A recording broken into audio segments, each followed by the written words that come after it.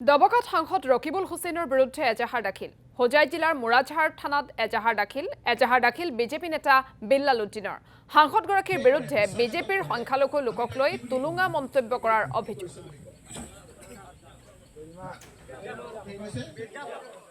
মই এজাহাৰ দিছোঁ ৰকিবুল হুছেইন ডাঙৰীয়াৰ যোৱা 15 তাৰিখত চৌধুৰীবাজাৰ জিলা পৰিষদত আহি মিটিঙত আমাৰ সংখ্যালঘু মানুহক বিজেপি কৰা সকলো সংখ্যালঘু মানুহক মিৰ্জাফৰ বুলি গালাজ কৰি আছে।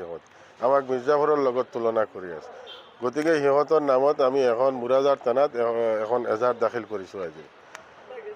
এতিয়া সিহঁতে নিজে এজন মিৰ্জাফৰ, সিহঁতে মাইনৰিটিৰ মানুহলৈ মানে ইয়াতে আহি ৰাজনীতি কৰি আছে। সিহঁতৰ নিজা সমষ্টিত এই কেইদিনমান আগত মানে সিহঁতৰ পুতেক তাতে হাৰিল, জিকাব পৰা নাই। এতিয়া আমাৰ এই নিজা সমষ্টিৰ খংটো আহি এতিয়া আমাৰ যমুনামুখ বিন্যাখান্দি সমষ্টিত আহি খংবিলাক দেখুৱাই আছে। এতিয়া আমাৰ মাইনৰিটি মানুহক গালিগালাজ কৰি আছে। নিজা সমষ্টিত গালিগালাজ কৰিব পৰা নাই, এতিয়া আমাৰ বিন্যাখান্দি সমষ্টিত আহি বিজেপি কৰা সকলো সংখ্যালঘু মানুহক গালিগালাজ কৰি আছে সিহঁতে। আমাৰ দাবী আইনৰ ওচৰত আমি এতিয়া এজাহাৰ দাখিল কৰিছোঁ। আইনে কি বিচাৰ কৰে আৰু আমাৰ বিন্যাখান্দি সমষ্টিৰ ৰাইজে বিচাৰ কৰিব, সংখ্যালঘু মানুহে বিচাৰ কৰিব।